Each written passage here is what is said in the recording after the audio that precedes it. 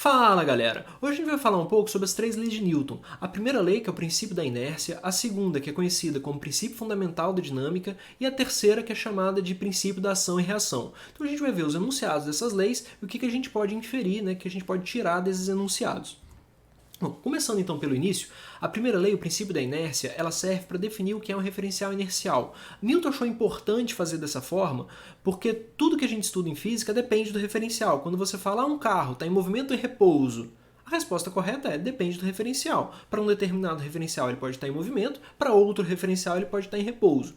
Então Newton falou, bom, quando que a gente vai utilizar a segunda e terceira lei de Newton? Quando a gente estiver estudando o movimento a partir de um referencial inercial. Agora, para a gente aqui de forma um pouco mais objetiva, a Terra é um bom referencial inercial. Então, num primeiro momento, sempre que a gente for estudar um movimento, a gente vai estudar em relação à Terra, porque como a Terra é um referencial inercial, você vai poder utilizar a segunda e a terceira lei de Newton. Então, é esse o cuidado que Newton teve. Vamos agora para uma interpretação um pouco mais ampla da primeira lei de Newton, daquilo que diz a primeira lei de Newton. Inércia é a tendência de você ficar do jeito que você está. Aplicando isso a movimento, um corpo que está em repouso tende a ficar em repouso e um corpo que está em movimento tende a manter todas as características desse movimento. Que características? Se manter com a mesma direção, mesmo sentido e com a velocidade com a mesma intensidade. Ou seja, a tendência natural de um corpo é, se ele estiver em repouso, continuar em repouso, se ele estiver em movimento, continuar em movimento retilíneo e uniforme. Ah, mas significa que você precisa ficar assim para sempre? Não. Imagina, por exemplo, que você tem um objeto em repouso em cima da sua mesa de estudo. Esse objeto está em repouso, a tendência dele é ficar em repouso. Mas se você fizer uma força nele, pode ser que essa força altere esse estado de movimento. Ou seja, é possível alterar a velocidade de um corpo aplicando uma força. Mas não é a tendência natural. Se ninguém fizer nada, ele vai ficar do jeito que ele já está. A gente até pode fazer uma brincadeira com essa tendência dos corpos ficarem em repouso, que é, não sei se vocês já viram, a brincadeira que um garçom coloca alguns pratos com comida, enfim, bebida em cima da mesa e puxa a toalha da mesa. Quando ele puxa abruptamente a toalha da mesa, os objetos acabam não caindo. Eu tentei fazer aqui uma reprodução usando uma garrafa com um pouquinho de água, com água até a metade ali mais ou menos. Percebe que quando eu puxo o papel, coloquei a garrafa em cima de papel, em cima da mesa, quando eu puxo o papel abruptamente, a garrafa que estava parada, ela não consegue acompanhar o movimento do papel. Ou seja, a garrafa que está em repouso, ela tende a ficar em repouso. Quando eu puxo o papel rapidamente, a inércia dela faz com que ela não consiga acompanhar o movimento do papel, que foi muito rápido. O papel se movimentou rapidamente porque eu puxei, eu obriguei ele a se movimentar. Como eu não fiz a mesma coisa com a garrafa acabou ficando para trás. Então é uma das aplicações aí do princípio da inércia numa brincadeira. Um outro exemplo que eu gosto muito é quando a gente está andando de ônibus. Quando a gente está andando de ônibus, a gente sente o princípio da inércia o tempo inteiro. Nossa tendência é continuar em movimento com velocidade constante e em linha reta. Então imagina que você está lá andando de ônibus, situação normal, o ônibus está lá com uma certa velocidade, de repente o motorista do ônibus freia abruptamente. Se você está distraído, você se sente jogado para frente. Na verdade, você não foi jogado para frente. O seu corpo é que quis continuar em movimento, porque essa é a tendência natural. Você estava em movimento, então você tem a tendência de continuar em movimento. Isso também acontece em carro, só que em carro fica um pouquinho mais sem graça porque você está sentado no banco. E aí, quando o cara freia, você se sente jogado para frente, mas não é a mesma coisa de no ônibus, Isso também mostra, essa lei, gente, também explica a importância do cinto de segurança. Por que é importante usar o cinto de segurança? Porque quando o carro freia, você se sente jogado para frente. Então imagina que você tem um carro que bate em alguma coisa. Se o carro bate em alguma coisa, o carro vai parar. Se você está sem o cinto de segurança, você vai ser arremessado para fora desse carro. Por quê? Porque a sua tendência natural é continuar em movimento. Então, outra aplicação do princípio da inércia, da primeira lei de Newton, é a utilização do cinto de segurança. A gente usa o cinto de segurança por causa da primeira lei de Newton, para não ser arremessado para fora do carro, em outras palavras. Bom, agora vamos olhar para a primeira lei de uma forma um pouco mais matemática, Quando que os corpos tendem a manter o seu estado de movimento? Gente, um corpo tende a manter o seu estado de movimento se a força resultante sobre ele for zero. Eu falei para vocês que um objeto em cima da mesa parado, ele pode ter um movimento alterado. Você pode movimentar um objeto em cima da mesa, basta fazer uma força sobre ele. Se você não fizer nenhuma força sobre ele, ele não vai andar, ele está parado e parado vai continuar. Então, quando a força resultante sobre um corpo for zero, ou esse cara está em repouso, ou ele está realizando um movimento retilíneo uniforme. Na situação em que ele está em repouso, a gente diz que ele está numa situação de equilíbrio que a gente chama de equilíbrio estático. Quando ele está realizando um movimento retilíneo uniforme, a aceleração é zero, tá, gente? Ele tem velocidade, mas não tem aceleração. Então, no movimento retilíneo uniforme, a gente diz que ele está numa situação de equilíbrio dinâmico. É equilíbrio, mas que tem movimento, tá? Por isso, equilíbrio dinâmico. Tentando agora explicar um pouquinho, tá, gente, a ideia da força resultante igual a zero, dizer que a força resultante é igual a zero não significa dizer que não tem força, significa dizer que a soma dá zero. Vamos pensar então numa caixinha, naquela caixinha que estava em cima da mesa parada, por exemplo, enfim. Imagina que você tem um corpo em repouso, tá? Se eu aplicar uma única força sobre esse corpo, ele vai continuar em repouso? Gente, uma única força não tem como essa força resultante ser zero, a não ser que essa força seja zero, aí não tem força. Então, se você fizer uma força num corpo, ele vai começar a se movimentar. Para ele continuar em repouso, tem que ter mais, se tiver, ou tem zero força, ou tem mais de uma. Por exemplo, se você tiver uma força para baixo e uma força para cima, é possível a força resultante ser zero? Sim. Se esse cara está em repouso, tem uma força para cima, uma força para baixo, e esse cara continua em repouso, significa que a força resultante é zero. Bom, se a força resultante é zero, quando você olhar, analisar a situação, a força que puxa para baixo tem que ter a mesma intensidade da força que puxa para cima. Ou seja, se a força que está puxando para baixo, por exemplo, tiver 10 newtons, a força que puxa para cima também tem que ter 10 newtons. Então, as duas forças precisam ter a mesma intensidade. E se tiverem mais forças? Gente, a resultante tem que ser zero. Se você tiver, por exemplo, uma força para a direita e o corpo continua parado, com certeza tem alguma coisa para a esquerda. De modo que essas duas forças se anulem, elas se compensem de alguma forma, ou seja, a intensidade de uma força seja igual à intensidade da outra força. Percebe, tá, gente, que essa situação de força resultante igual a zero vale para quando o cara está em repouso, mas também vale para quando ele está em movimento retilíneo uniforme, tá? Quando ele tem aceleração igual a zero. Bom, tendo dito isso, a gente pode então agora passar para a segunda lei. A segunda lei, na verdade, ela serve para relacionar a força resultante com a aceleração. Ou seja, se a força resultante for diferente de zero, o cara vai ter variação de velocidade. Se ele tem variação de velocidade, a gente vai dizer então que tem uma aceleração.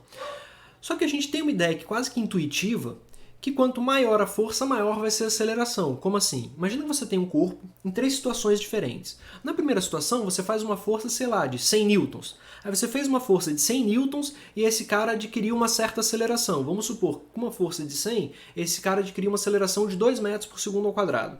Se você fizer uma força agora de 200 newtons, se você dobrou a intensidade dessa força, a aceleração agora também dobra. Ou seja, se na primeira situação a gente teve uma aceleração de 2 metros por segundo ao quadrado, agora você vai ter uma aceleração de 4 metros por segundo ao quadrado. E se você fizer uma força de 300 newtons? Percebe que agora eu estou fazendo uma força 3 vezes maior do que na primeira situação. A aceleração ela também vai ser 3 vezes maior. Como assim? Se lá no primeiro caso a gente adquiriu uma aceleração de 2 metros por segundo ao quadrado, agora a gente vai ter uma aceleração de 6 metros por segundo ao quadrado. Quanto maior a força resultante, maior vai ser a aceleração adquirida pelo corpo. Duas coisas diretamente proporcionais. O detalhe é que essa aceleração adquirida não depende só da força que você está fazendo, depende também da massa desse corpo. É aquela ideia de que se você tentar empurrar um caminhão, vai ser mais difícil do que empurrar um carro. Né? Por quê? Porque a massa do caminhão é muito maior do que a massa do carro. Então vamos supor aqui um exemplo, né, de que eu faço uma força, vamos colocar aqui uma força, sei lá, de 600 newtons. Então fiz uma força de 600 newtons numa determinada massa. Essa força de 600 newtons produziu uma certa aceleração. Vamos supor que essa aceleração aí foi uma aceleração de 6 metros por segundo ao quadrado. Estou começando agora com uma aceleração maior, tá? Então esse cara tem uma aceleração de 6 metros por segundo ao quadrado. Se eu tentar fazer a mesma coisa com o dobro da massa, bom, agora como tem o dobro da massa, se eu fizer os mesmos 600 newtons, só que nesse dobro de massa, ao invés da aceleração ser 6 metros por segundo ao quadrado, agora ela passa a ser 3 metros por segundo ao quadrado. A aceleração fica menor quando você aumenta a massa. Tá, e se eu fizer essa força de 600 newtons lá do meu exemplo, né, só que agora num corpo que tem 3 vezes a massa do primeiro cara? Bom, como você triplicou a massa, a tendência é que fique mais difícil ainda esse cara adquirir velocidade, esse cara alterar a velocidade. Então, se na primeira situação a gente teve uma aceleração de 6 metros por segundo ao quadrado, agora, como a gente tem o triplo da massa, como eu multipliquei por 3 a massa, essa aceleração passa a ser 2 metros por segundo ao quadrado, 1/3 daquela aceleração que a gente obteve no primeiro exemplo. Então, daqui eu tiro duas conclusões. A aceleração adquirida é diretamente proporcional a força resultante, porém a aceleração adquirida é inversamente proporcional à massa. Isso pode levar a gente a escrever uma equação. É uma equação que traduz a segunda lei de Newton. É muito famosa, né? A força resultante é massa vezes aceleração. Ou, se você preferir, Fr igual a ma. A partir dessa equação, a gente pode agora entender o que significa 1 Newton. Bom, quando você usa, né, a massa em quilograma, que é a unidade do sistema internacional, e a aceleração em metro por segundo ao quadrado, a unidade de força que a gente estaria encontrando ali seria o quilograma vezes metro por segundo ao quadrado. Isso tudo aqui é o que a gente chama de Newton. A gente denomina, né, como a unidade padrão do sistema internacional. Por que isso me faz entender o que é 1 Newton? 1 Newton é o seguinte, gente, imagina que você pega um corpo de 1 kg, e faz uma determinada força nesse corpo de 1 kg. Tá? Então peguei um corpo de 1 kg e fiz lá uma força. O que eu observei? Eu observei que esse corpo adquiria uma aceleração. Vamos supor que essa aceleração adquirida foi uma aceleração de 1 metro por segundo ao quadrado.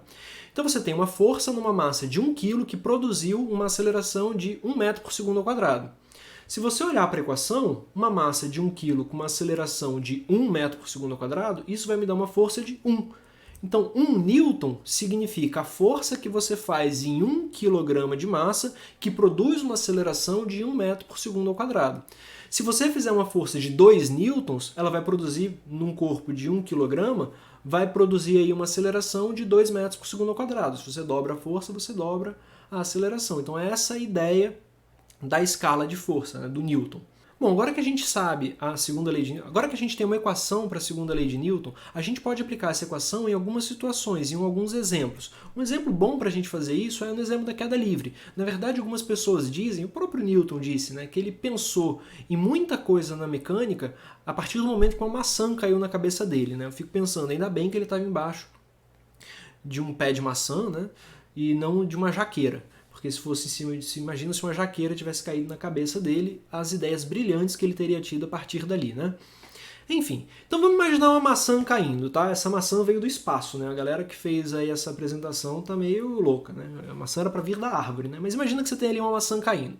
Bom, essa maçã que está caindo, ela estava em repouso na árvore e de repente ela começou a cair. Então ela tem uma aceleração. Se ela tem uma aceleração, a gente pode falar em força resultante. Então, força resultante é massa vezes aceleração. O ponto é, quem está fazendo o papel de força resultante? Ou seja, o que está puxando essa maçã para baixo?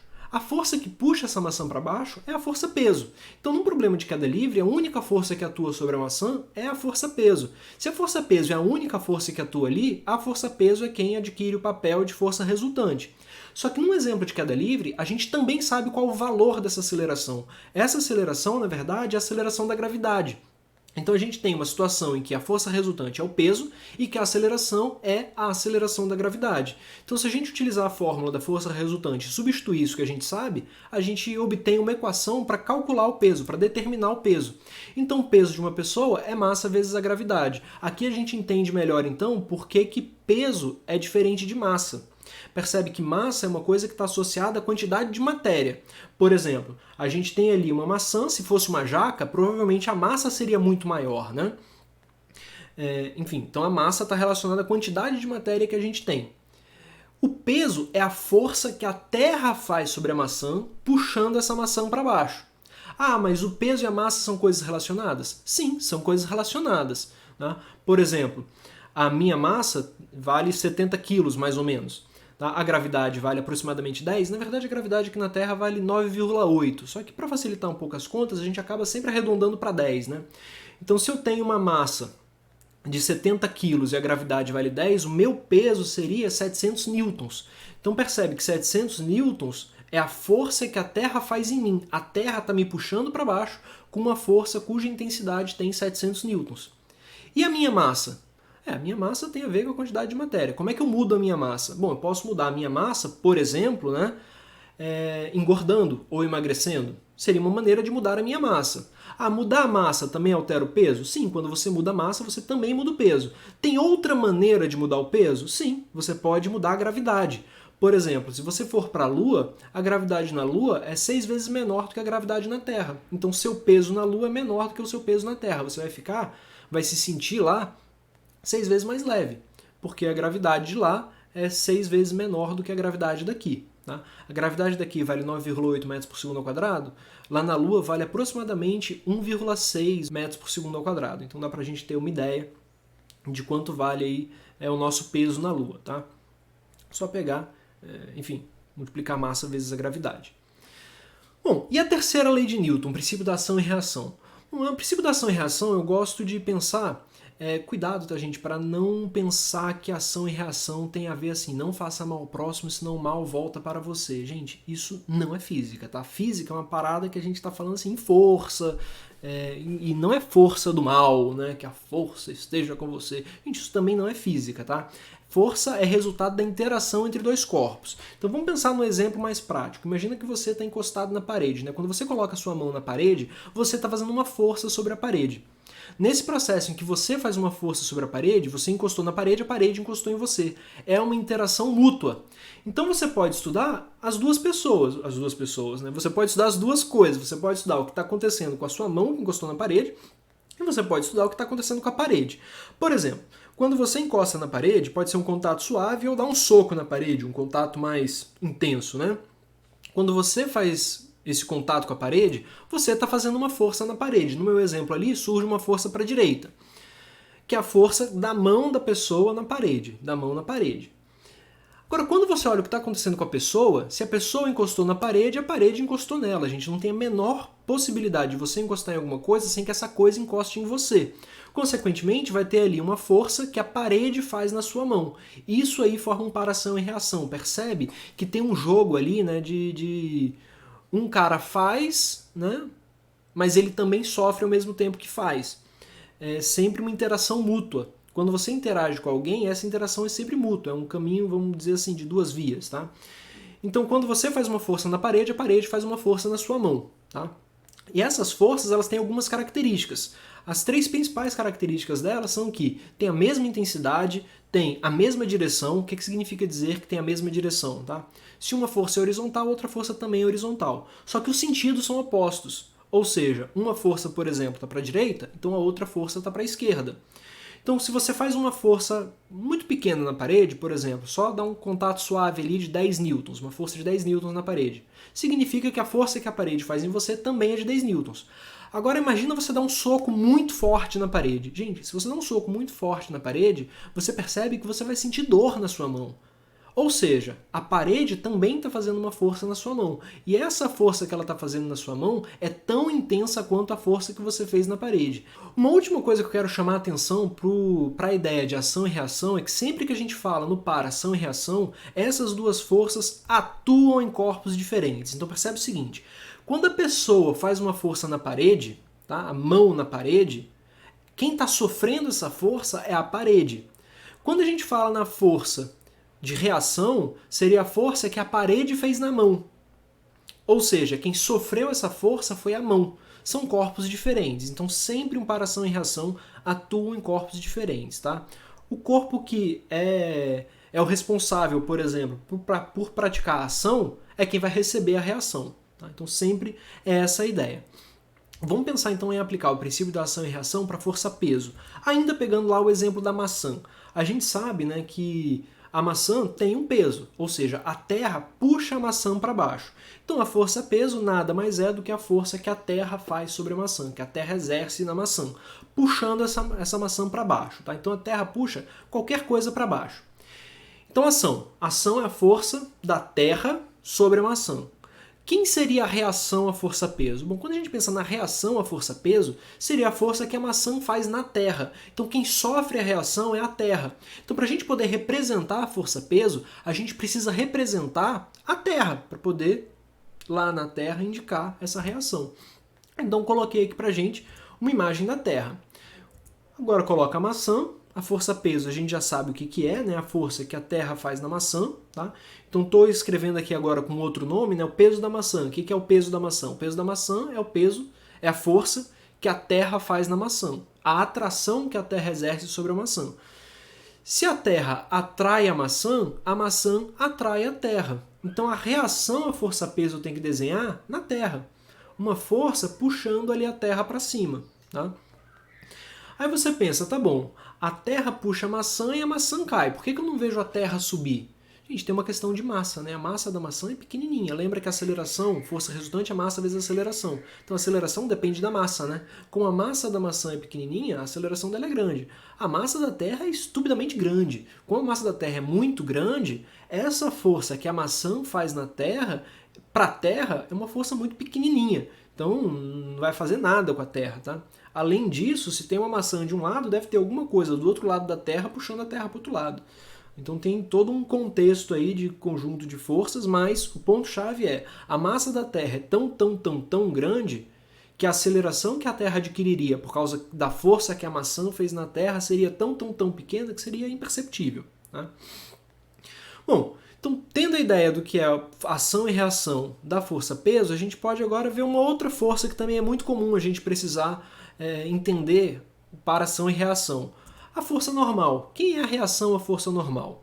Vamos pensar então um exemplo muito bom, né? Eu gosto sempre de uma pessoa em cima de uma balança. Na verdade é o principal exemplo que a gente precisa de fato conhecer o para ação e reação da força normal. Tá? Quando você sobe numa balança, você pisa na balança, você está fazendo uma força, você está pressionando essa balança para baixo.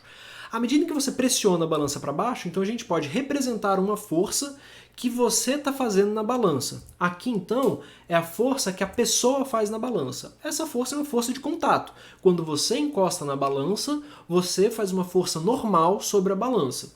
Então, para baixo ali, né, representado vertical e para baixo, a força que a pessoa faz na balança. Agora, se você encostou na balança, a balança encostou em você. Então, quando eu estudo o que está acontecendo com a pessoa que está em cima da balança, eu vou entender que o piso, no caso ali, a superfície da balança, está sustentando essa pessoa, está segurando essa pessoa. Então surge ali uma força de contato que a balança faz sobre a pessoa, que é o que a gente chama de força normal. Essa força normal, nesse exemplo, está vertical e para cima, porque ela é perpendicular à superfície. Tá? Então lembra, a normal está desenhada dessa forma porque ela é sempre perpendicular à superfície. Então temos aí duas forças, a força que a pessoa faz na balança e a força que a balança faz na pessoa. Percebe o joguinho de palavra, tá, gente? Toda vez que a gente tiver um para ação e reação, vai ter essa ideia do pessoa na balança, balança na pessoa. Mão na parede, parede na mão. Terra na maçã, maçã na terra. Tem sempre essa ideia de dois corpos interagindo entre si. Então o que eu quero dizer é que aqui a gente tem duas forças que formam para ação e reação. Se elas formam para ação e reação, elas têm a mesma intensidade, ou seja, se você faz uma força de 700 newtons na balança, a balança faz sobre você uma força de 700 newtons. E vice-versa, se a balança faz em você uma força de 700 newtons, você faz nela uma força de 700 newtons. Tem a mesma direção, ou seja, as duas forças nesse exemplo aqui são verticais e possuem sentidos opostos. Percebe que uma força está para cima, outra força está para baixo. Tá? E para fechar, gente, percebe que eu falei sobre o peso, falei sobre a reação do peso, falei sobre a normal, falei sobre a reação do normal. O peso e a normal não são para ação e reação. Quando eu desenhei a reação do peso, eu nem falei em força normal. Quando eu desenhei a reação da força normal, eu nem pensei na força peso. Então, a força peso e a normal, elas não formam para ação e reação. Não existe nenhuma situação que a força peso e a normal são ação e reação, tá, gente? Então lembra disso, assim, que é uma coisa muito importante para você não confundir numa situação aí pela frente, beleza? Bom, galera, para quem ficou até aqui, agradeço muito, tá? Espero ter ajudado na compreensão aí das 3 leis de Newton. Um forte abraço, até a próxima.